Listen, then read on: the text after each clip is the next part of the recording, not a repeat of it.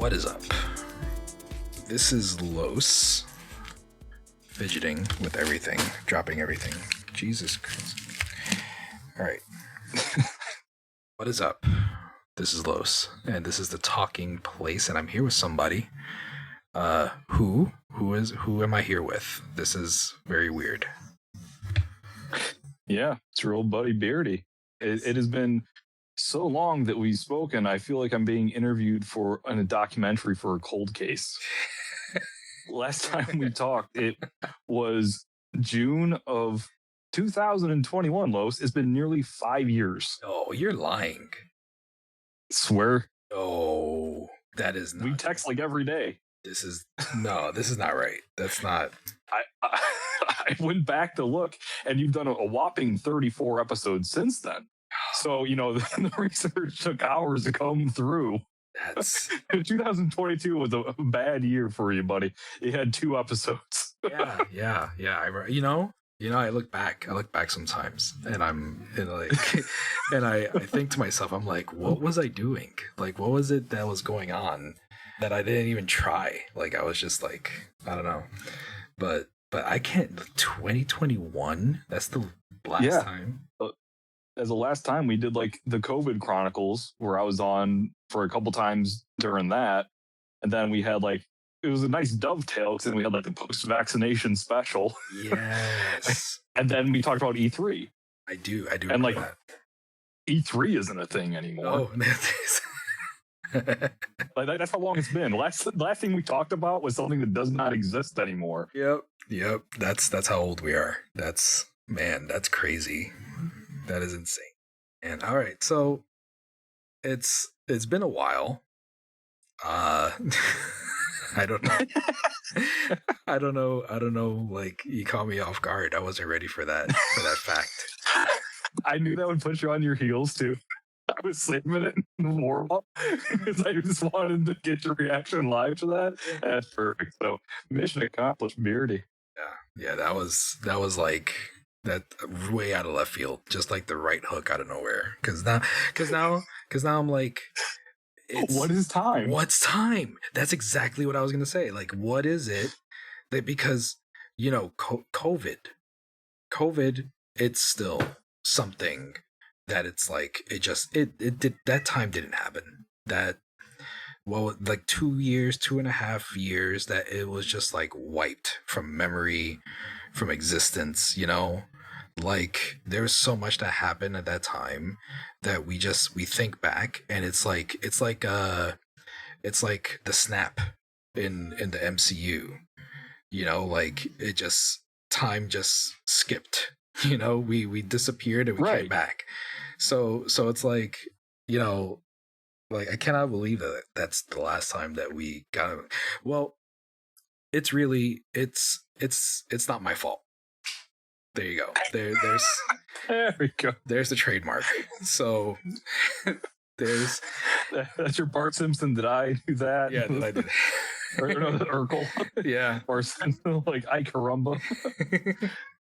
Yeah. So it's like I've tried. Let the record show that I have tried to get you on a few times, more than a few times, and there was a lot of brick walls, a lot of things that I had to navigate, and I tried to weasel my way in there, and like nothing happened, but yeah, it was just I forgot what it was now, like that you were just like, yeah, let's do it. I'm like, okay, let's go.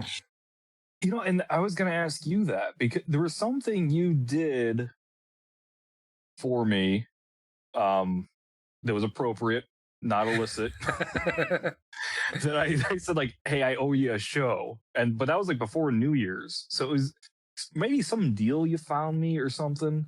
Oh, maybe what it was the PlayStation Portal that you like turned me on to that. It was around Christmas time. All right. I think, yeah, because let me see. So Christmas was the PlayStation Portal. We'll get into that. We'll get into that later. See how that's going for you. But what what else was it? I feel like there was something that you were like really excited for it. Uh, was Was it it? around Christmas time or like Yes. what's the time You know frame? what? Was it my holiday card with all the stickers and the bookmarks and all that? That's what it was. Look at you. Yeah. See, I That was remember. better than the PlayStation Portal. I remember things. Yeah, and all those I'm rocking those with all my on my guitars now too. Like you're permanently etched into the McWhiskey household. Yes, I'm in the fibers. I'm there. So I still have my punk rock bass, my punk rock guitar, and I have all the stickers on them, and so now I have Princess Donut stuff on there, which is pretty sweet. Yeah, I was really hoping that you shared some of the stuff with your family, because I think I packed it in there pretty good. Yeah, it was a lot of merch and very sweet of you, and a custom card and everything. See, and that maybe if like people see us interacting on the Discord or whatever, like we text like darn near every day. If I've gone like 3 days and I haven't heard from her, you haven't heard from me, it's like, hey, what's going on, bud? Yeah. Yep. That's how it is. It's like you were the first one to like cut yourself out of stuff. And like, I remember when you were like, I'm cutting out Instagram. I'm getting off of this. I'm not going to be in the Discord anymore for a lot, and I was like, why? Just hang around, do whatever. Like, and it was like a fight, it's like you turned old overnight, and you didn't want to deal with any of it. And here we are now with me, and I followed right behind you, just like, a year or so later, that I was just like, you know what, I'm not dealing with socials no more. I don't want, and like, the Discord, I pop in there, but it builds up after a few days, and then I pop in there. I'm not crazy every second active like I used to. So it's like, it's just, I guess it's the age that we're at. Like, it's whatever Well, whatever happens. I start like recognizing the patterns. It's like, oh, I'm gonna take this picture for Instagram, and then like, ooh, it got so many likes. And then you take another one, like, oh, this should do well, and like then it doesn't get as many likes, and like not like I had like 5 whole followers or whatever, but like, you know, it becomes you're chasing that and doing stuff for attention, and I'm just kind of over that part of my life, and like I want to be more present and kind of in the moment for things. It's like kind of going and enjoying it. Like a couple weeks ago, because I am not a summer person, so it was probably a month or two ago at this point. But like I went, there's some like woods by my house, and there's a river dam that you can walk to, and it's a couple miles. And so I got there with like all the leaves were dead because I'm still like an emo weirdo. I'm like, it's more beautiful now anyway. But really the reason is like I don't like to sweat and I don't like bugs. Yeah, yeah. So I was like, all right, so I'll go for a hike. So like I went out there by myself, and at first I had my AirPods in. I was listening to some music. I'm like, no, let me just like get off everything for just a couple minutes here. And so like put that away, and I just went for the hike through the woods, got to the river, and just sat there for like 20 minutes, just like listening to the water, not looking at my phone or having my AirPods in. Cause like I still have those habits. Like I feel like of two minds. Like it's either I'm trying to, if I sit there quietly, is that better time spent than filling with entertainment? And I always go back and forth. It's like the big struggle. Like, should I be constantly entertained? Is that a more fulfilling life? A life full of laughter, listening to like a bunch of comedy podcasts and stuff? Or is a more quiet, contemplative life the one that I want to lead? Yeah, that's like, that is like almost exactly the mindset that I had. And it's like, I don't know, like, I really, hold on. Holding. There ain't no way you don't hear this freaking cat going insane in the background. A couple meows. Okay. Like, I don't know how this is gonna come out, but like the cat is here. I think she's trying to chase like a beetle that came in here, like a small little beetle, and like she's getting distracted with the shoebox, and like it's just I don't know. She's insane. The sun goes down and the cat has to go to bed because she goes crazy. But all right, anyway. I don't think I was gonna mind a cat. It's not like in the microphone screaming. It's a cat in the background. Well, it's like it sounds like she's fighting with the freaking beetle. Like it sounds like they're having a wrestling match behind me. So, well, as long as she wins, it's okay. If she looks like she's in trouble, hop off mic, go help the cat. Until then, I think your cat has it covered to fight the beetle. I got all right. Focus. All right. So yeah, it's like I really felt like the same exact way. Like it came to the point where like I was doing my thing all the time, posting or whatever, and it eventually gradually went to like, okay, let me not post this stuff now, let me do it later. And then that piled up for like weeks. and it's like I had 3 or 4, 5 different events that I would have piled up with pictures and stuff. I'd be like, okay, I gotta post this stuff, and like I would sit there on sitting on Instagram. I would even do it like if the crazy seldom moment that my wife drives somewhere, because I always drive, or if we go to her mother's for something that we're just sitting there, or like the kids' baseball practice where he's just like doing whatever, I would sit there on Instagram and I would just like post like 5, 6, 7, 10 posts about all this different things that I did over the past few weeks. And then I rinse and repeat that. And I just got tired of it. Like, I was like, why am I even wasting my time doing this? Because for me, Instagram had become like a personal diary kind of thing. It wasn't even about the likes or the views anymore. It was always just more, I want to look back, on all these pictures, this collection of pictures, and, see my evolution in life. And I stopped doing it. Like I was just like, whatever. And, there was one year that I did it for, I remember it was New Year's Eve, that I posted some stuff that I did over the past few weeks of Christmas. And I was like, you know what? That's it. I'm done. And I just stopped. Like I didn't do it no more after that. And I left it alone. And, I'm just now thinking about going back to Instagram, but just for my shop, like keeping up with my Etsy stuff and doing all that, because I feel like that's needed. That's a necessity for the business.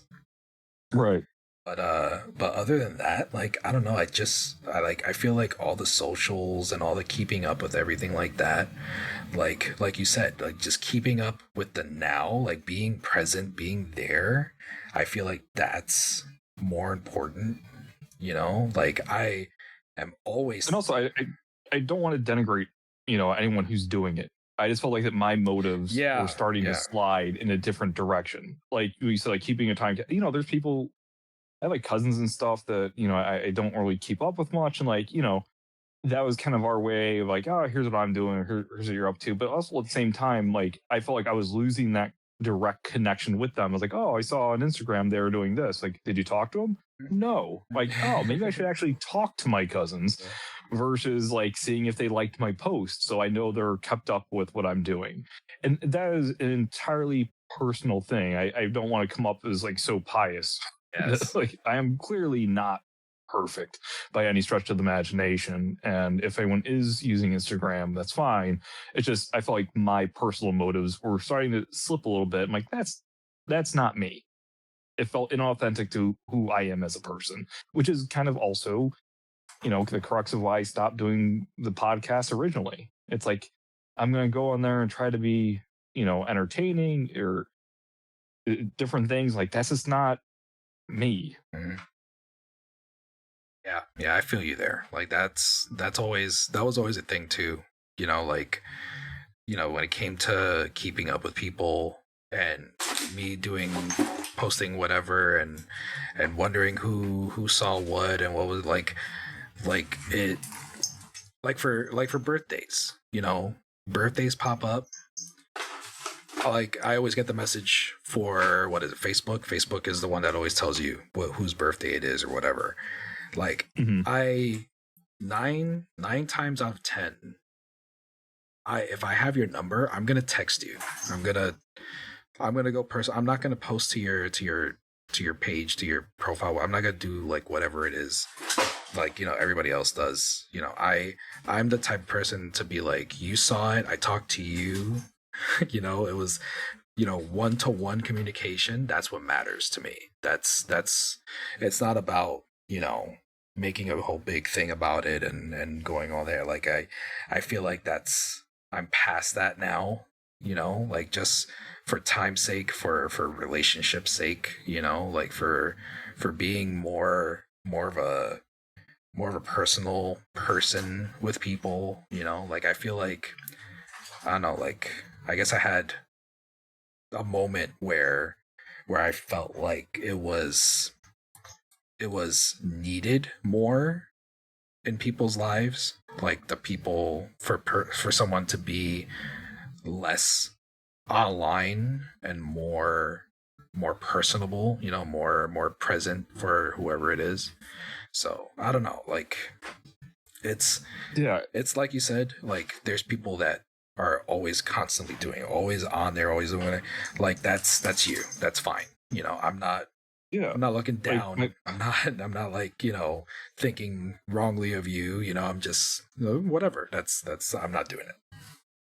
so my mother-in-law will talk about Facebook like it's a place. I go, I saw on Facebook and this and that. Like, well, did you talk to the person? And it's such a very odd concept that all these personal conversations are taking place in the eye of everyone. And that's why I like the Discord, like it's just me and the homies. Yeah. It's like those are people in this, it's like our own private group chat. We have our own interests. These are people I want to engage with. I like to keep up with them, see what they're doing. I can check in with them. But like on Facebook, like everyone can see everything. Yeah. And it's just such a weird thing that people get caught into. It's like they talk about Facebook like they saw someone at the market. Yeah, well, like I figured, us, we like we're saying, we're out of it. We removed ourselves from those circles, from those types of, personas to be in there and doing that. So it's like we're looking at it now from outside the box.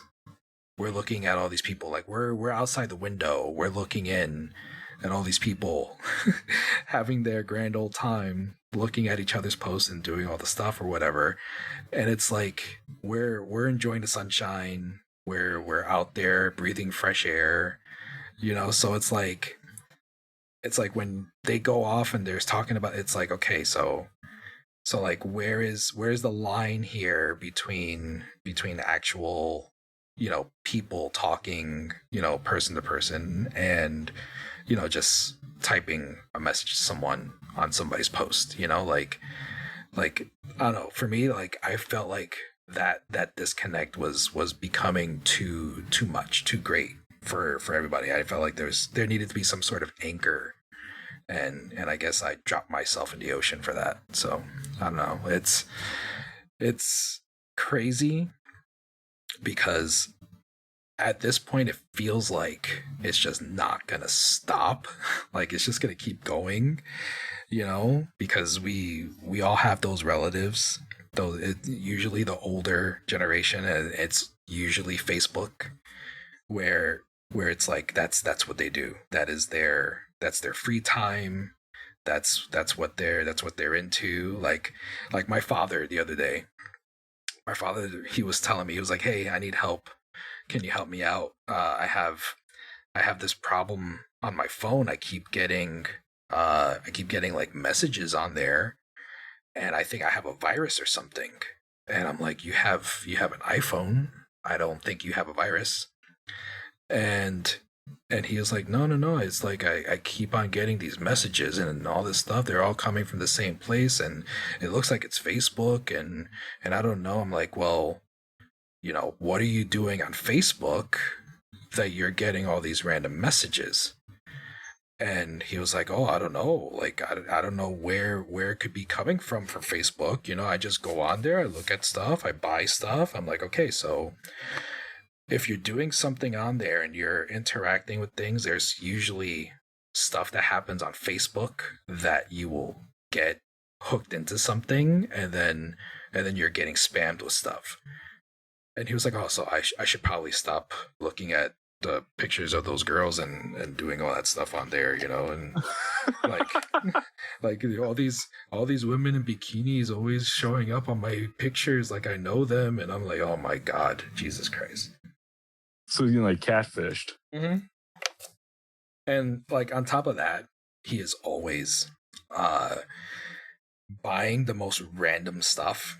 Like he called me one day. He was like, hey, I want you to come over here next week because I'm supposed to be getting a delivery of a pallet of stuff that I saw this post somewhere that they were selling pallets from Amazon and Walmart, and I paid like $80. I'm supposed to be getting like a whole bunch of stuff, and oh my God, like I couldn't believe what I was hearing. I was like, this social media is like destroying the older generation. Like, yeah, and that's the other thing too. Like, I still have like a very limited Instagram account. But it's mostly just like to follow bands and comedians to see like when they're going to be in town and stuff. But like as you're going through that, you're scrolling through, and like what you're saying, it's like you'll just see random other things. It'll take you down this rabbit hole. Yes, yeah. Yeah, that is the number one problem with that's what got me to like really, that was the nail in the coffin for me. All the rabbit hole, like my ADHD, it gets really bad sometimes, and it's like it catches me off guard. So like the wife used to always send me reels and stuff throughout the day, like that was, for a while, that was our main way of communicating. Like we would send each other reels. but like she would send me one, and then I'd go look at it, and then my second nature, like it's like a reflex, is just to scroll, like to just scroll up and see the next video. Oh yeah, what's the next? And like just okay, one more good belly laugh and I'm out. And then just going through trying to get that next belly laugh. Like, okay, I can close out here.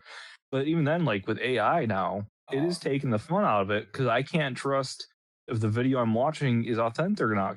If I see someone being hit in the crotch with a football, I want to know someone actually was in pain. Yep, the justification, the feeling of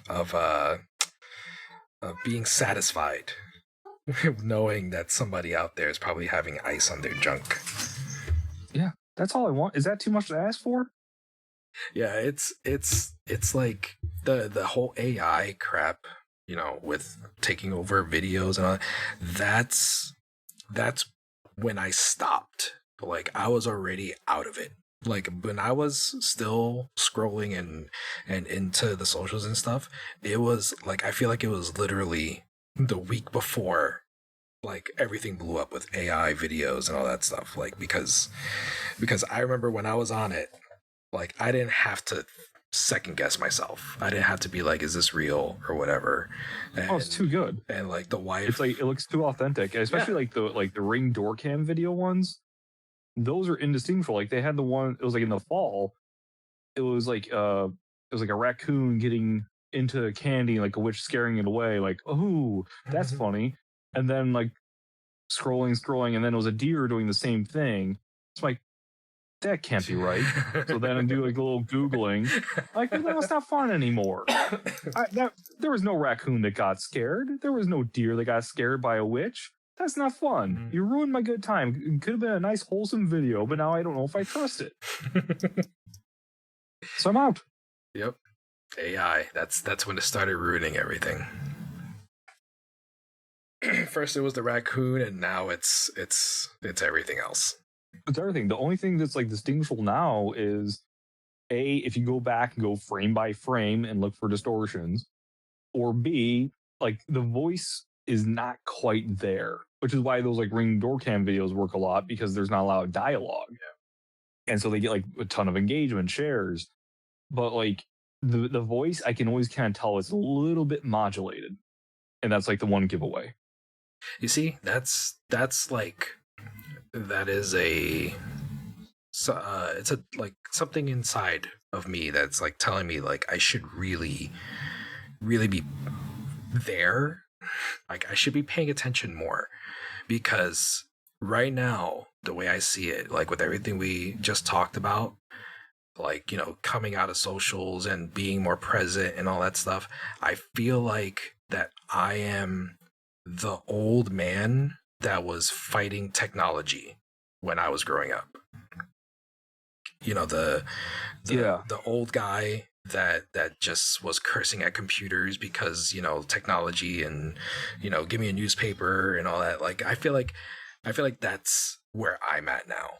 And I feel like it's going to leave me behind, and I'm going to be, you know, I'm going to be 60, 70 years old, you know, getting scammed by women in bikinis, because, you know, that's because I was never paying attention when I was growing up, you know, in my adult, you know. So I don't know. It's like the world's changing, and you're either like going along with it, paying attention, or you're like just, you know, trying to live your own life and do your own thing. And I feel like, well, that is the slope of it too. It's like, I only know these videos are distorted because I know it exists. If I go total blackout, never engage with the platform again, I could be sent something and then like, oh, well, this is 100% real. Mm-hmm.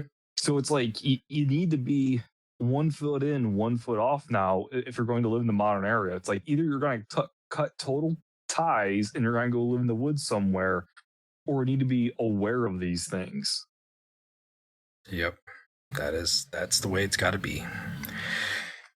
All right, so this has been the old man talk. Yeah, old man talk with Beardy and Los.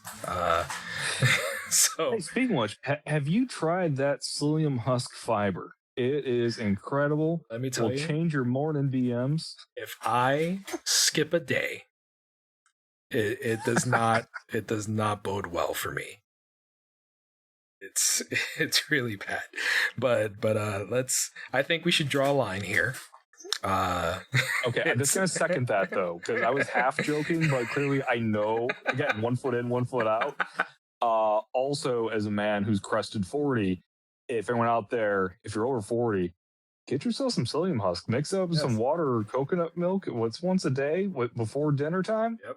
Life changing. It is. It really is. For me, it has to be room temperature water, because I chug it, like, you know, even though it doesn't taste bad, you know, because I get the orange flavor, you know, but I do the unflavored. I just put some coconut milk in it for the vitamin D in there. You buy the unsweetened coconut milk because you gotta watch your sugars, Los. Yeah, you gotta watch your sugars. Yeah, that's a problem with me. Yeah, I know. But yeah, so maybe I'll email some emails, and maybe I could get some sponsors going on for some ARP, psyllium husk. Yep. But rocking chair monthly. Yeah, I like how you caught that. Like, you know, I very much could have just been like joking, but no, it's very true. You skip a day and you're SOL. It's like Instagram. Once you're in, you're in. Bring it all full circle. All right, so yeah, we've been old men. to keeping to ourselves and living our lives, what have we been doing living our lives? Like, what is it that you have been up to? I know there's always gaming. Is there anything other than gaming that you want to touch on, or you want to just like, say stuff that you've been to? Uh, Gaming, touch on briefly, like yourself, Kath and Mike got bitten a little bit from the retro bug, Mhm. and kind of a different way. I have no want or need to start building these rigs and going through and operating systems. It's really just been all through the Nintendo Switch. Yes. So I have the Switch 2. And I also got all the controllers for all the retro systems that go with the Switch 2 and the Switch. And I've gone through, because there's so many games from my youth that I never actually beat, but I've spent hours and hours, namely Mario, their first Mario. I've never beaten it in my life. Oh, really? I've seen Bowser before. I have been in World 8 countless times, but something in me, I could never do it. But what's nice about Nintendo is they have the rewind system Yes. where you can just go back a couple frames, go forward, go back a couple frames, go forward. So I beat Mario 1, Mario 2, which Mario 2, I realized I have not seen a lot of that game. I thought I'd seen a decent amount. I have not seen like any of that. So that was actually a whole experience. So Mario 1, 2, 3, Super Mario World, Zelda, The Legend of Zelda, the OG. Also Link's Awakening. Never beat that. That's a game I never actually owned. And obviously I'm a huge Zelda fan. Like really, I came in during Ocarina of Time, and from there forward, I've played them all, beat them all. So I'm just kind of going back to my roots, and so now I am actually on the Minish cap that I'm playing. So you're still on the Minish and it's cap. just nice. Yeah, so I'm still on Minish cap, probably about 30% through from looking at guides and stuff. And it's just nice, like I'm gonna kind of speed run it to some degree because I don't have the hours in a day to go back and go through the save points and everything. It's just a huge pain for me. And so just being able to like see the ending of Mario 1, see the ending of that, I'm like, okay, I played it, quote unquote. I get it's a little bit of a cheater's way out, but I just want the experience, Mm-hmm. Yeah, I mean, it's not. You're not. Why would you consider that as the cheater's way out? Like, well, because you're rewinding. Like when I get hit, I rewind. So it's like, so, and if you're not playing the game as intended, or really playing the game, more of a philosophical question than I really mean to intend it to be. Yeah. But like, again, growing up in the punk rock environment, it's like you just don't want to be called a poser. Yeah. I see what you're saying. But I've let those labels go. I'm Beardy. Well, so, it's like you tying. Let's tie it in to the previous talk of us being old men who don't care. Like it's you're at this point now where you are like 20, 30 years, 35. What's the anniversary now?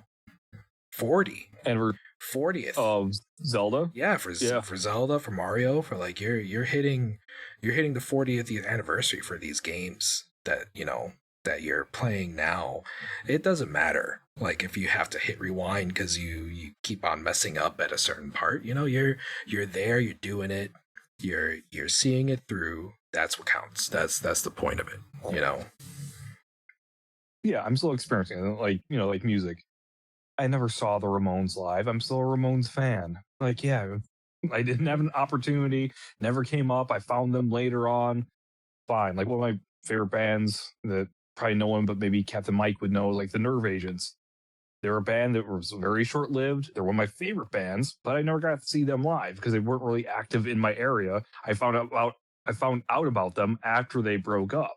So it's like, can I still claim to be a fan? Like, yeah, because I still enjoy it. I didn't get the authentic experience of seeing them live, but I'm still enjoying it. And that's kind of the same mentality with this. I'm going back, reliving it to the best of my ability.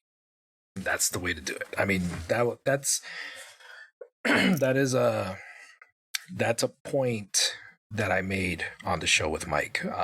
If you're listening to this, then you probably know that I put out a show, my second to last show. That it's the Retro World Order, the first episode of that I did with Captain Mike, and me and him we're gonna be diving into a whole bunch of retro games. Maybe we'll have a wild Beardy appear one of these days. We'll see. I'll have to sweet talk We'll that see. now.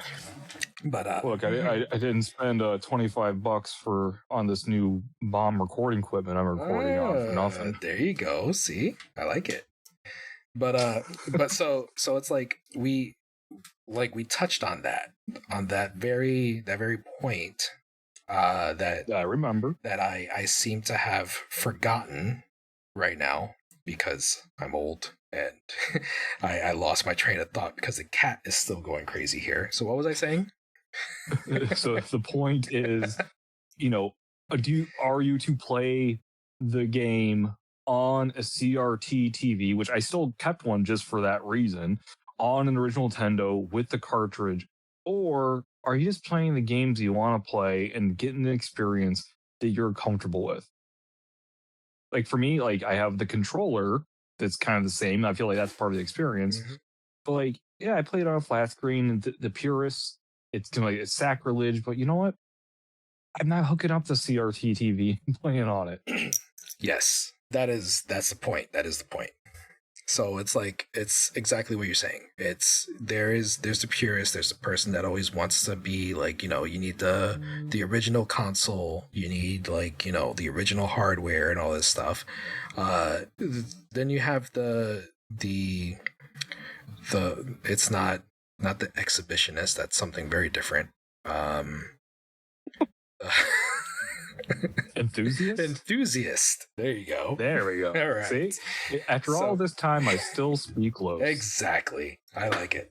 So I'm gonna try to not get used to this. It's nice, but it's you have the enthusiasts, like Mike and myself, who are buying different gadgets to jump in and experience these games in different ways and all that. You could do that, or you have gamers like you're utilizing what you have already, and you have a Switch, and they have Nintendo Online, a library of all these old games that you have access to. That's a totally valid way to do it too. So it's like any way you slice it, you're playing something from your past that you're reliving, or you're visiting for the first time or whatever, because Mike is on that boat too. He missed out on a lot of the old stuff, so that's where he's going too. That's the same road that he's on. So one of the crazy ones too, Battletoads. Of course, yeah, because I had never gotten past like that. We were on like the hover bike thing, and I always thought like I was close when I was younger because I had that. I played so much of it, but never got past the hover bike area. I thought I was close. I was nowhere near the end of that. And like once I did like the rewind, I'm like, I don't think this is physically possible with human reflexes in order to do this. Yeah. It's like that. I think that is 85% of the games from back then. I think it has a lot to do with being young and having those reflexes. Let me tell you, my kids, they'll be going through menus on the TV or on game systems or on the phone or something, and I'm just like, slow down. Like, I'm here looking at like the first 3 words of a description, and they're already like 5 steps ahead.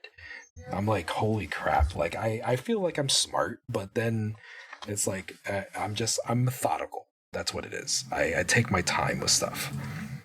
But yeah, it's like the Battletoads. There's so many games. Like, I remember I never played Battletoads like completely. There's so many games that I never finished, because we're kids, we're playing these older games, and it's like they're challenging, and you're playing a lot of them, but you're never finishing any of them.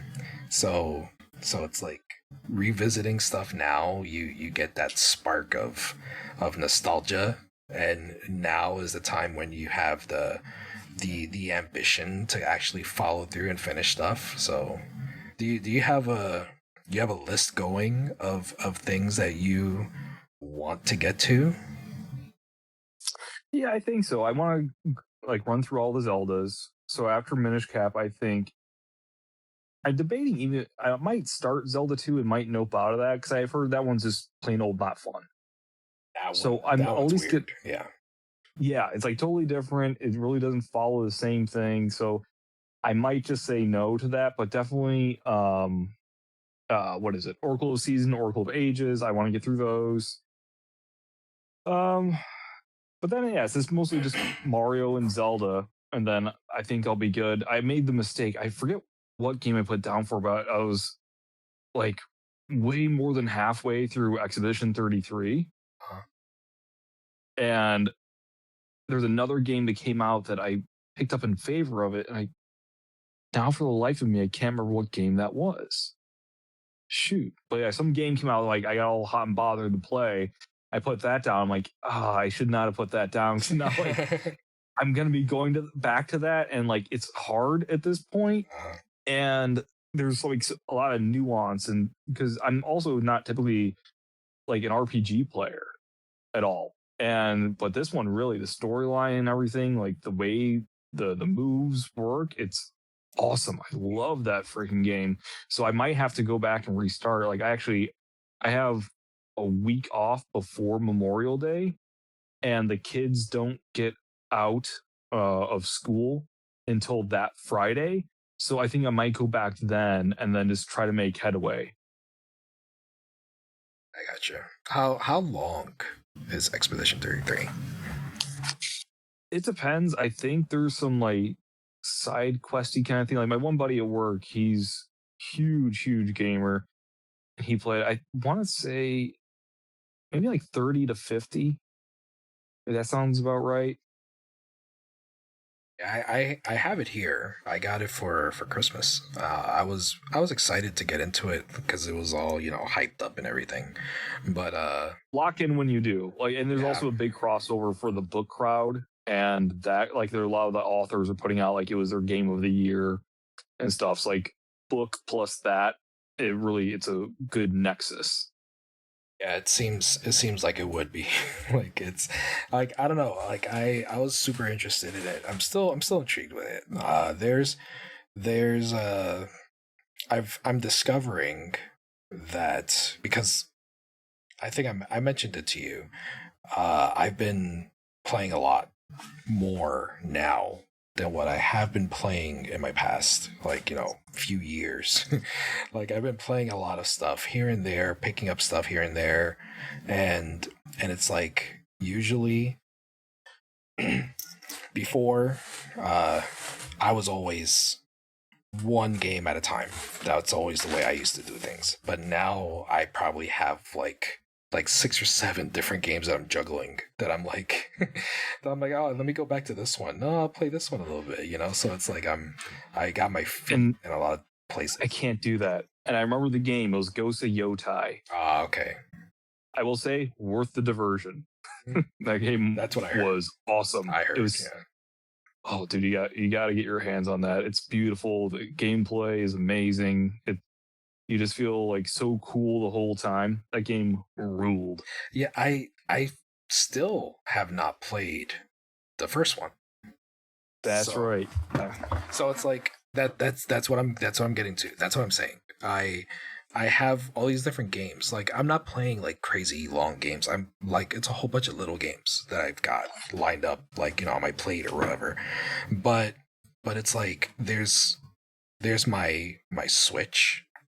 There is the Steam Deck, and it's like the PlayStation is like the back burner for me because I have my Portal and like I like to it works beautifully, like when it the game is compatible with it, but it's like when I have time to like sit there and play something, it's not my first thing that I'm grabbing. Like there's games on there that I want to play, but at the same time, like there's games on the Switch and the Steam Deck that I'd rather play more. You understand? So it's the PlayStation for me. I feel like even though I have the Portal and even though it's working great for me and everything, I still feel like I got the hang up of it being a TV console. So it's like it's stuck in my head like I want to sit in front of the nice TV and play this game and play it on there rather than sit there with the handheld, like I don't know, like it's weird, but that's why like I have a whole bunch of games on PlayStation that I still have not gone through because I don't sit down on the couch to play them even though I got the Portal, so I don't know, it's weird. Yeah, no, I get that. And like you and I are both, physical guys. And that kind of bit me on this one because there's like, you have to go down, put the disc in versus being like, play it anywhere. Yes. If I had just downloaded them instead, I'm like, and really, like, PlayStation, it's not reading the disc anymore to my knowledge.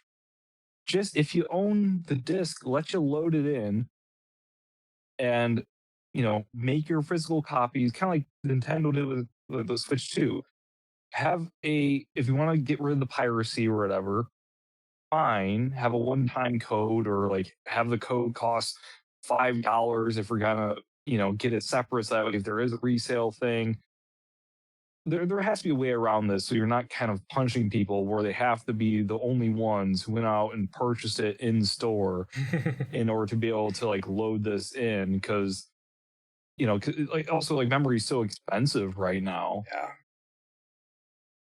that just let me play the game, and I can put in the disc, I can play it on the Portal with a remote play, and because I have a mesh network, Uh-huh. so it works fine. I don't have to be like right next to my PlayStation. Like I have my PlayStation downstairs, and I was able to play it. A little teeny hiccup here or there. Like I played a decent amount of Ghosty Dotide just on the Portal.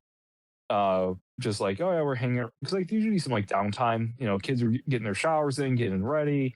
Jess is reading a book. Like, oh, what I'm gonna do? Like, okay, and then of course Fortnite. Thank you for that. Uh, Mm-hmm. I haven't played much this season, but like when the Simpsons were out, oh man, Yeah. I wanted that to last forever. That rule. I played so much of that Simpsons season, and just like on the Portal, be like, me, Jess, and Wade on the bed. They're on the Switches. I'm on the Portal. Perfect experience. Perfect use case for the Portal. Yeah, it did work good on there when I played it. I haven't played Fortnite in forever. Like, I think The Simpsons season was the last time I played, and I didn't even play a lot during that season. So, so it's been a few seasons I think that I've missed out on already that I haven't touched. Yeah, and there's nothing like aggressively bad about this season. We'll play squads as a family every now and again, and that's fun. And because like like Jess plays almost every day with Wade, and I just kind of like, nah, no, thank you. But then on the weekends, we'll probably play one or two rounds. Sometimes we'll play trios, sometimes squads. But since we're not playing as often, there's more bots, so we usually get a royale. So like, that's pretty sweet. Yeah, I heard it's not doing that great as far as, people playing the way they used to with it. So that Yeah, that and they're just like sucks. throwing in like Bugs Bunny in it. Like that's not a cool. Like remember when you had John Wick? Yes. More characters like that. I don't need Bugs Bunny shooting like. And if anything, yo, Elmer Fudd. Yes. Yeah. That Yeah.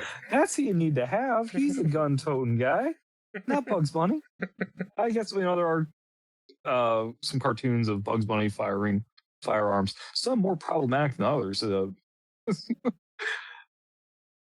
you ever seen those videos? But maybe don't look those up. They do not hold the test of time. But like, but really, I don't need Bugs Bunny. I don't need the Disney characters in there.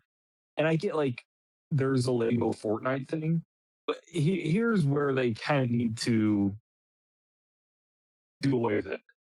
Is in Fortnite racing, they have certain characters you can't play because Fortnite racing is like E for everyone. And so you can't be that character. They need a barrier the other way. Like you can have Disney characters, but you can't have them run around with guns and stuff. Like put that away and have it be a wall in the other direction. Mm-hmm. So like Lego Fortnite, fine. Lego Bugs Bunny, cutie patootie, awesome, that worked. Like I don't need to see that in the other game. Yeah, that has been a hang up with me in Fortnite forever. Like since day one, I cannot get behind a skin for something, for a character that never interacts with any sort of weapons. I think I caved with the Ninja Turtles because they're the Ninja Turtles. So Well, they have weapons. They have weapons, but you know, the guns. Like if your character is not shooting a gun, like in their universe, I usually like 9 times out of 10 I'm gonna skip it. I'm not gonna get it. Because to me, like it looks weird. It doesn't like, you know, flow with that character. So it's like it bothers me. You know, like I can't support that because you know I don't like it. Like I said, the Ninja Turtles, like I had to get them because I'm, you know, a Ninja Turtle fan. But you know, even Ghostbusters, like I like my Ghostbuster skin. They kind of have guns, you know, like that. Yeah, that works. Proton pack, exactly, you know. But there has to be some either like head canonical reason that I can put myself into, like, okay, they would know what to do with a firearm. If you put this character on an island like this, they could figure it out. Mm-hmm. I don't think Hercules from Disney's Hercules, he'd be so gobsmacked about what a gun is, he would think everyone else on the island is a god and not him anymore. Is Hercules seriously in there? I thought he was, wasn't he? Oh, I don't know. Like maybe I must have missed it if he was in there, but I wouldn't put it past him. I mean, at this point, who the hell knows what they're doing? I don't know. I am rooting. I'm rooting for Fortnite. Like I don't want them to go away. I don't want them to change, like, you know, for the worse with stuff. Like I want them to get better so that they could remain to be a constant, you know. Like I don't have an issue with Fortnite.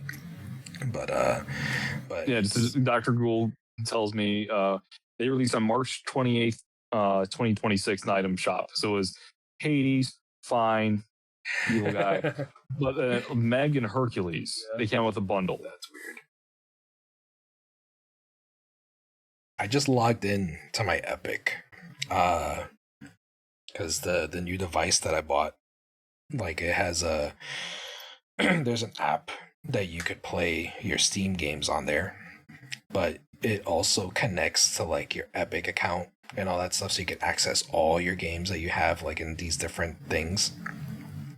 When I logged into Epic, it gave me like my account information, and it said my name on there, and it said something else, and it said Fortnite skins owned. And how many Fortnite skins do you think I own? I wish. Do they have an option to say Fortnite skins purchase? Because you get so many skins with crew and everything. I took a screenshot. It says right here. It just says Fortnite outfits. That's it. Okay. I would guess like 400. 400. You are way over guessing me. Okay. So let's go back by half. Let's say 200. 200. All right. Is that your final? Like it's in the 200 range. It's there. So okay. I'm at 272 Fortnite outfits. Okay. Makes sense. So it's like I saw that and I'm like, damn. I was like, Fortnite needs to stick around because that's a lot of money. That's Well, not all those are purchased. Like you got like the battle pass and stuff. So while kind of purchased, it's not really purchased, yeah. like explicitly purchased. And so that like I went through like sometime over the winter and I hid so many of the skins and like most of them were just the stuff they give you. I'm like, I don't even want to see this anymore. I'm never gonna use it. Yep. Yeah, there's a ton that I never use. Like I'm just never gonna do that.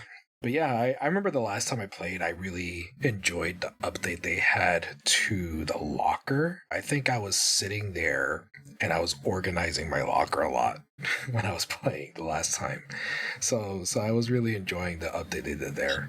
But I don't know, I gotta get back into it. I gotta dab my feet back in there and see if I could pick it back up at some point because it's been a long time. And I used to have a lot of fun with it, and a lot of memories with the kids and all that stuff. So I gotta do something with it eventually. Now, the multi-gaming thing, will you do that with books as well? You mean like I'm playing a lot of games? Do I read a lot? Yeah, like are you playing a lot of games? Like will you like read a lot of books at the same time, or do you just read one book at a time? No, because I am not a psychopath.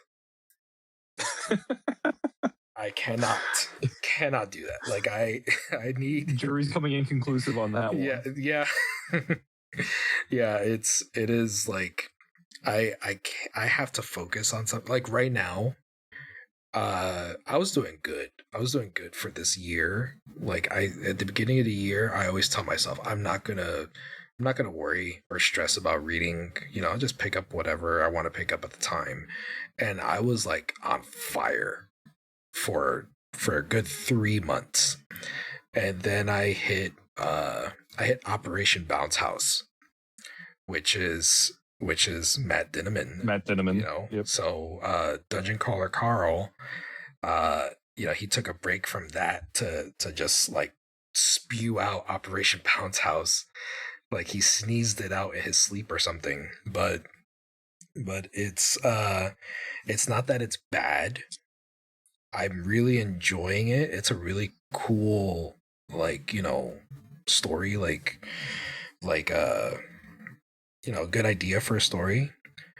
But it's really, it's crazy, and it's like sci-fi, and it's like another planet in the future and all this.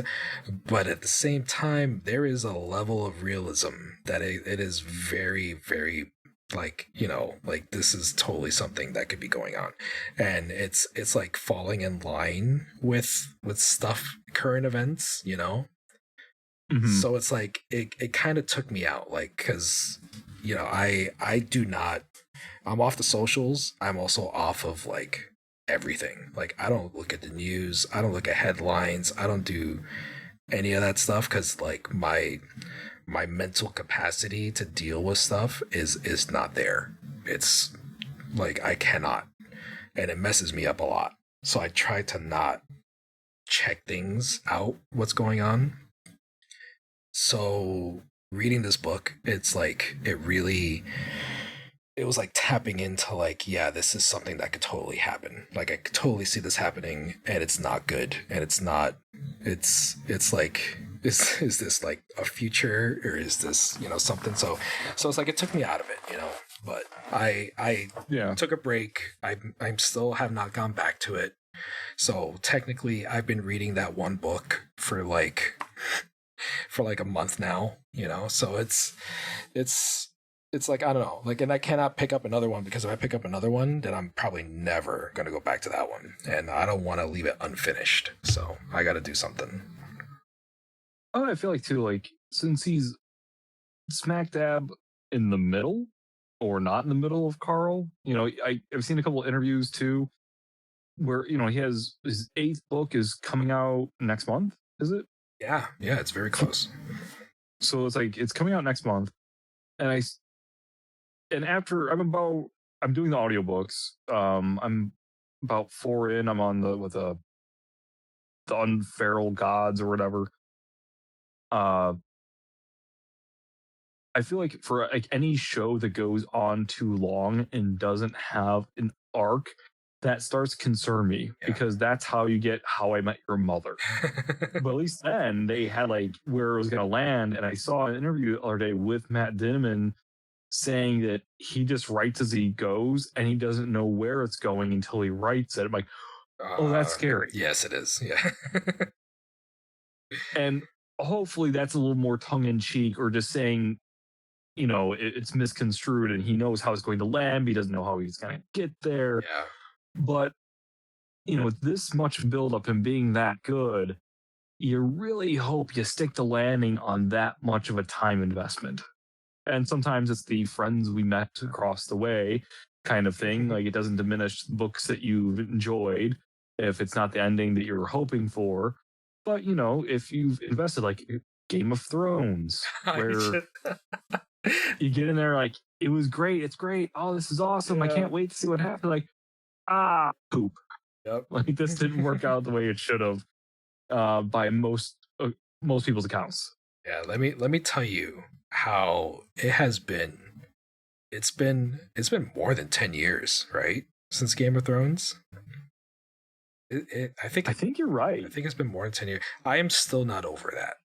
I am still upset very much. Like I cannot with those last few seasons of Game of Thrones, like it is still something that like the wound is still there and it sucks.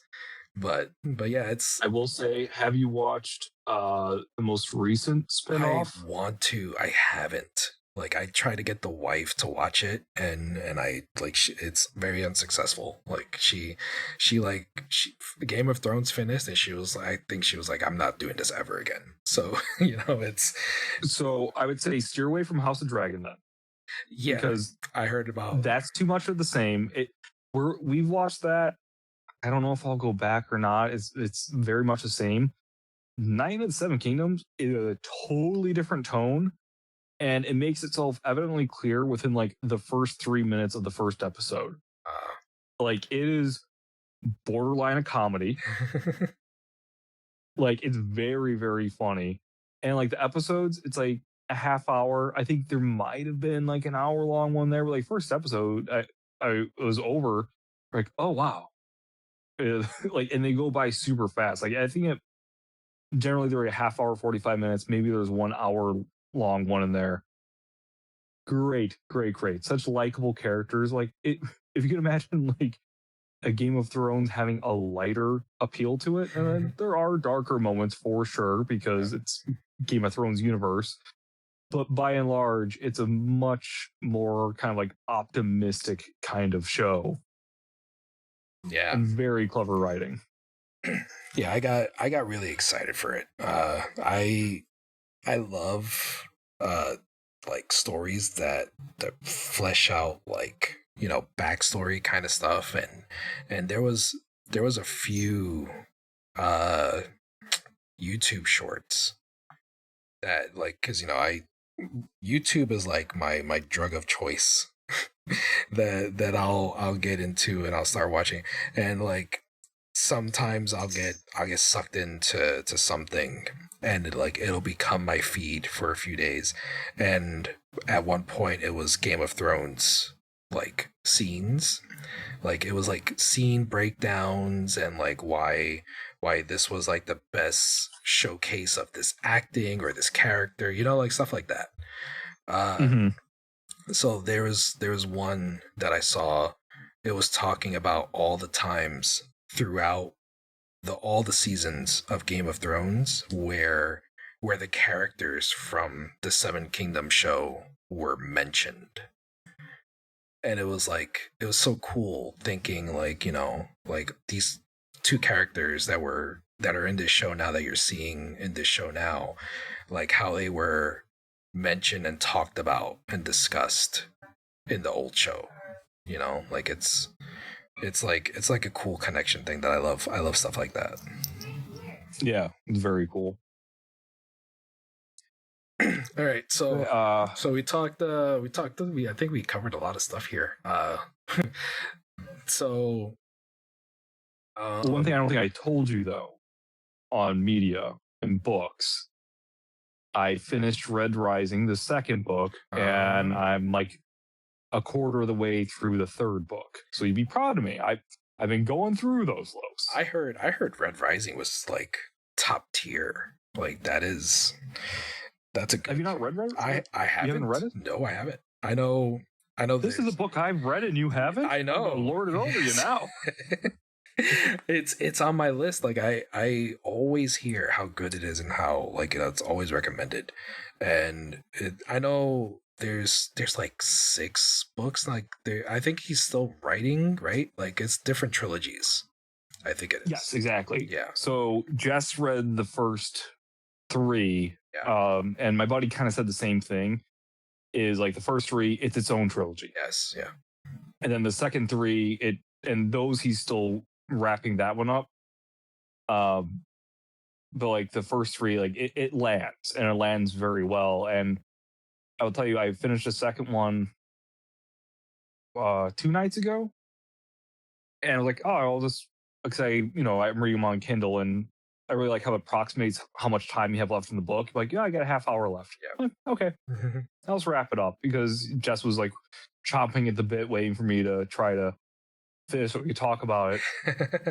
Finish it, then instantly download the third book and read for like another hour and a half. Like, I have to keep going. Yeah. So that's my advice to you. When you think you're getting to the end of the second, buffer some time. Like, well, now I need to go. I need to land somewhere here. Yeah. It is because like the second book is very long, and it's all like necessary plot points. It's very interesting, but so far, man, this third book, it has just hit the gas. It's like one of those runaway. It's like a runaway Tesla, man. Like the accelerator, the brake pedal's falling off, and the accelerator's just going. Man. Yeah, it's like it's one of those series that I always have there, and I'm like, oh, maybe I should start that. I have it on my phone. It's loaded up on my phone. Like, it's just waiting for me all the time to like start it, and I never started. But yeah, that's awesome. Like, I try to get the wife to read more so that we could talk about stuff. And that's exactly, all you book readers are the same. Yeah. You just want someone else to get into your hobby, so you have something to talk about. It's like, oh, have you tried this book? I think you like this one. I'm like, I'm going at my own pace. Yes. Yeah. Okay. And when I get into a book, I will get into last year on New Year's Day, I read The Wager all in one day. Oh, you poor soul. You liked that one though, didn't you? Oh, loved it. Yes, you did. Because, and that's the thing, Jess is like strictly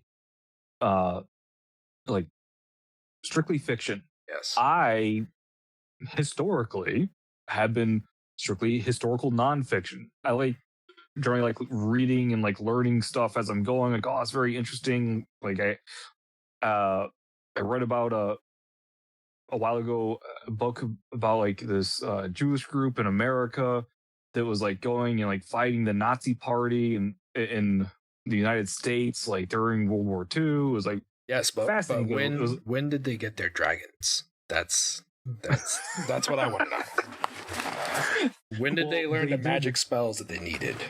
Like they didn't need magic spells because they would just go up and start punching Nazis in the face, and that was very cathartic for me. Okay, yeah, that does work. I like that. But but Jess enjoyed The Wager. Did you read that one? The Wager, I either stopped reading it or I finished reading it out of spite. Like, it was wow. Like, I did not like it. I couldn't get into it. No, you know what? I did finish it. I remember because when I finished it, I had a very deep appreciation for the author and what he did to craft the story in a way that made it sound the way it did. Right, because it reads like fiction and like the extreme events that happen. And so for anyone who may be interested, listening, the Wager, essentially, it's about a ship called the Wager, and they're trying to go around this is like 1700s, trying to go around the southern part of South America, going around areas and just going through the most hellacious experience involving like a mutiny and all. And this is all in the back of the book, so no spoilers. And the events that occur, because like more than half the book, it seems like, is annotated notes and research. Like it's all well cited. If it were to be fiction, you would not believe it because it becomes so out there. Like, no way this could actually happen. Exactly. But it's all documented events. Because he actually has a couple other books too, like The Lost City of Z, which I want to read as well. Because same thing. So he creates this narrative out of historical documents and makes it read like a story, which is very, very interesting. Yeah. That is like the main takeaway I got was that he's got skills. Like he worked it like awesomely, and it was very, very well put together. You know, it was a very well written novel, but I think what I didn't like was that it was based on a true thing. Like it actually happened. Knowing that, it took me out of it. I was like, holy crap, human beings are horrible. Like I cannot, like if it was it's like they're trying to make me learn. No. Yeah. Don't make me learn. Yep. If it was something that like, if he would have came out and like, here's my book, you know, it's all fake, whatever, it's fiction, and then like a few years later came out, oh, by the way, that was all true, here's all the notes, here's all the like I probably would have enjoyed it a lot better. But just knowing that, like, you know, that human beings were out there and, you know, partaking in such horrible things, like, you know, and it was documented and it was all like I just couldn't. Like I told you, like I don't watch the news. Like I cannot put myself into like the mental anguish of stuff. Like I need stuff that's either like fake or, you know, happy. Oh yeah. Well, I got NPR pumping every day over here. I got glutton for punishment. Mm-hmm. But yeah, I got I'm happy for you. Happy, you know, you're digging in there. I mean, I remember it wasn't too long ago where you weren't picking up no books for nothing, you know. So you're making awesome progress, it sounds like. Did you check out Project Hail Mary? That is after we finish this, that is next up. Okay. Yeah, I'm very disappointed now. I lost all my pluses that I had for you. I'm erasing them now because you haven't read that yet. I'll trade you. You read Red Rising. I'll hold it hostage until you start reading Red Rising. I won't read Project Hail Mary. How about that? And then I'll get Jessie on you in the Discord, and she'll start yelling at you too. Listen, I will start Red Rising tonight if that's what it takes. Like it's I don't know, like Project Hail Mary is so hot right now too, you know? Like it's something that everybody needs to read. And, you know, I've been touting that from the rooftops since I read it. I listened to your last episode. Yeah. I and that's also part of it too. It's like I do like to compare and contrast. I don't necessarily like, oh, the movie's out, so I want to read it, but like that is an extra incentive for me because I'm also a huge movie guy. Yes. Like me and Jess have started this new thing because I've always said that, you know, I'm down in the basement now looking at this giant projector, and we spend so little time down here that like a month or so ago, like, you know, let's just start like movie Saturday. Every Saturday, let's pick a movie, whether it's one we've seen or not, and let's watch it. And so that's what we started doing. Like we watched Whiplash the other week, which, have you seen Whiplash? I don't think so. So it's J.K. Simmons, you know, Jonah Jameson from Spider-Man, Mm-hmm. Miles Teller, It is one of my favorite movies, and for me to pick out exactly why, I don't think I can. I don't know why. I just love that movie. I could watch it every day.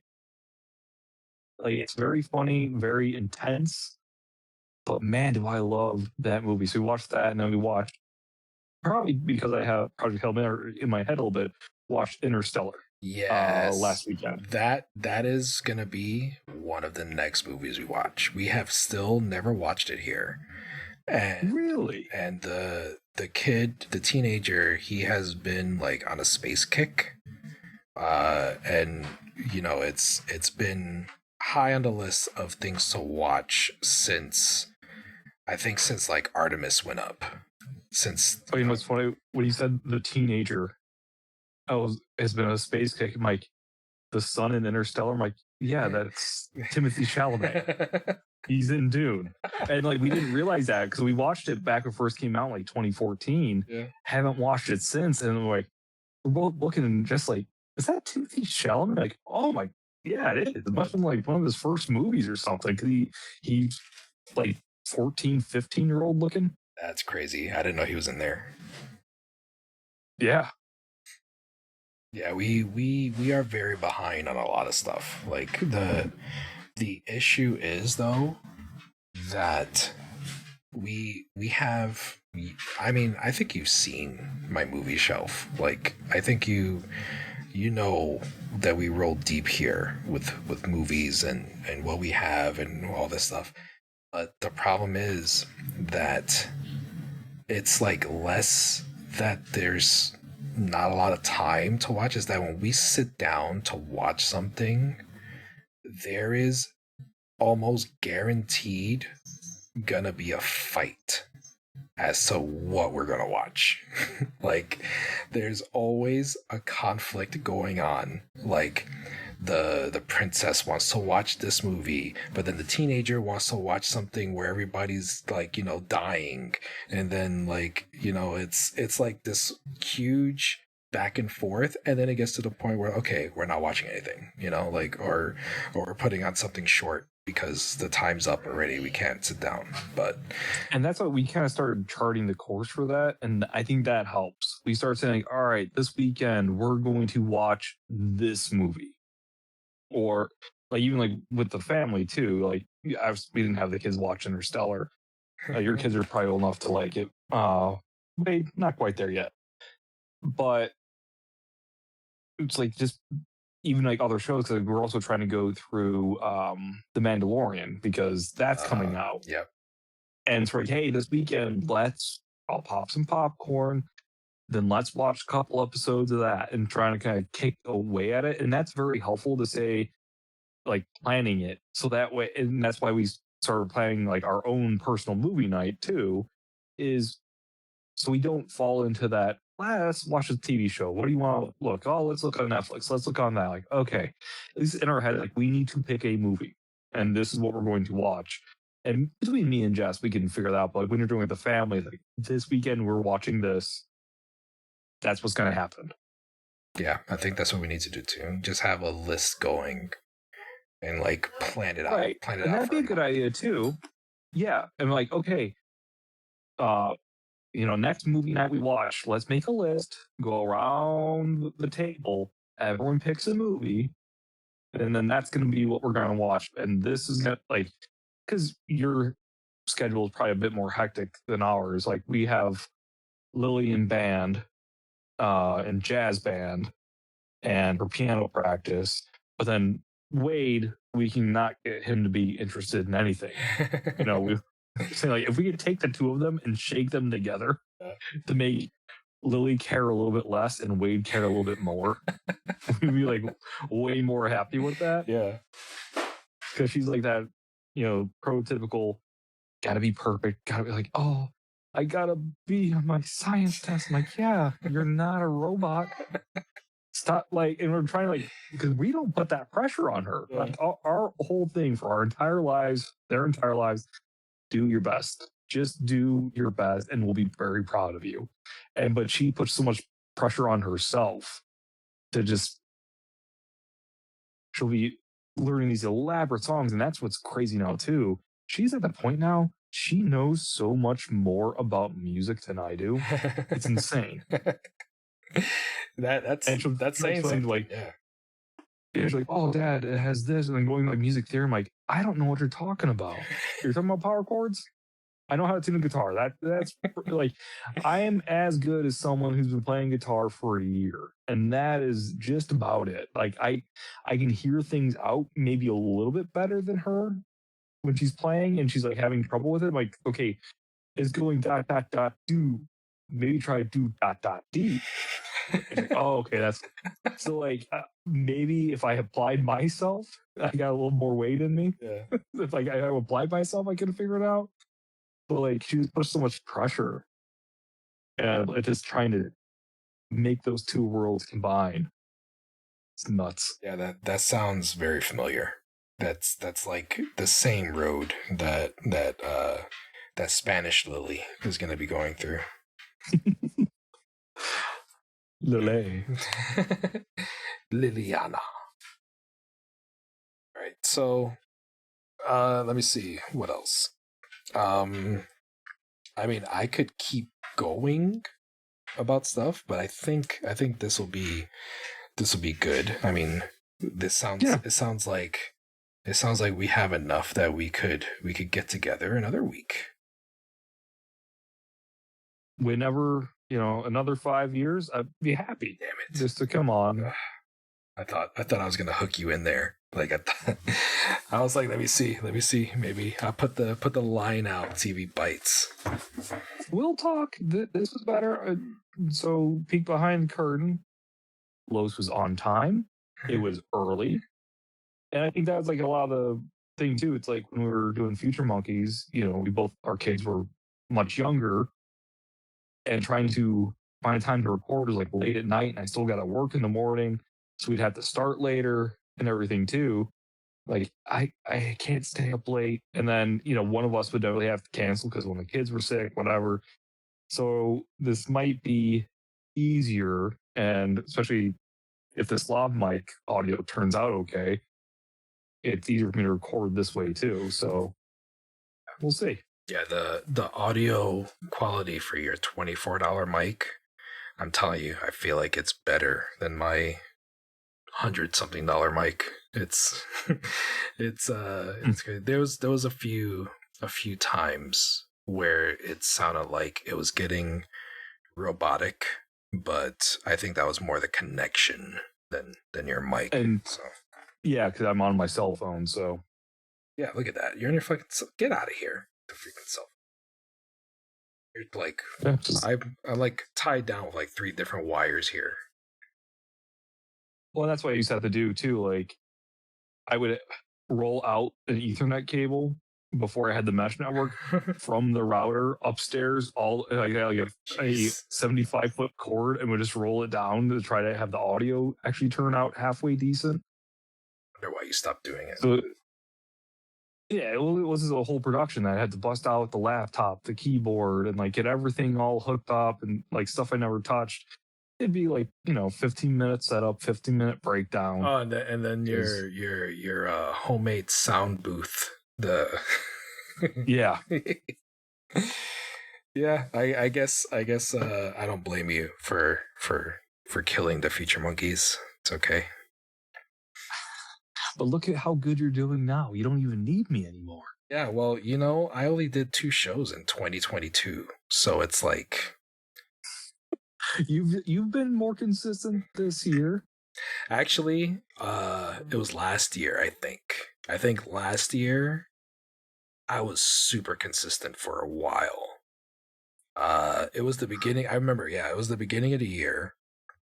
That I like started. I was blogging a lot more, and I was doing the podcast, and I was hitting it. I was doing good, and then like, I don't know. I feel like at one point, I was like, okay, let me take a week off and just chill, and then I think I started playing games, and like that messed me up, and I was like, okay, I guess this is what I'm doing now, and like I still haven't like gotten into a flow of things yet, but I started I started like a few weeks ago. Like I was like, I gotta get back into writing, into blogging, and getting on this microphone again and doing all that. So I gotta do something. Well, my hope for your podcast future is that doing this show with Captain Mike, which shout out Captain Mike, you rule, Mhm.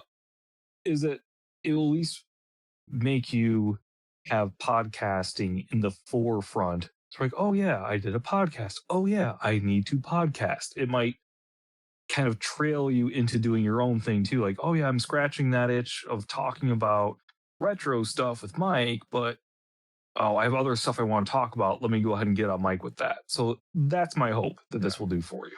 Yeah, that's definitely a thing. Like that's whenever I was doing whatever on my end, like, I told Mike, like, that was my workflow. Like, if I'm gonna sit down the microphone, I'm not just gonna sit there for 20 minutes and then put everything away. I'm gonna knock out like 3 or 4 shows, and then I'm gonna have like, a month's worth of episodes that I could just post whenever I want to post it.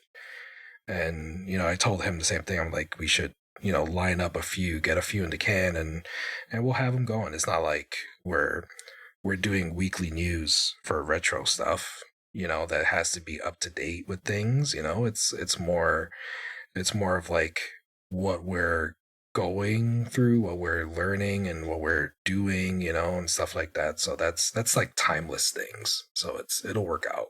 Yeah, and I'll give you your flowers too. Even though it's not something I'm interested in doing myself, like I still think it's very interesting because it's an aspect of one of my hobbies that I don't know anything about really. So good niche you found there. Yeah, I mean it's like I It's still accessible to the. accessible to what? We lose Beardy. No, I thought I lost you. Oh, okay. There you go. All right. We were doing so good. So I think that's I Discord. think that's a sign. That's Discord though, I think. So what Yeah. were you saying? Oh, I was saying it's still accessible to an outsider. Your show. Yeah, that's what we're aiming for. I mean, there is a whole community. Like there's like a whole genre, like a not genre. There's like a whole like sub community that goes on with gaming, retro gaming in the gamer space. So it's like you got your regulars that we have mentioned on the show already, like that we are constantly keeping tabs on and listening to and watching their videos or listening to their shows or stuff, like they're the forerunners for things, but it's like it's a good outlet, like you said, for gamers.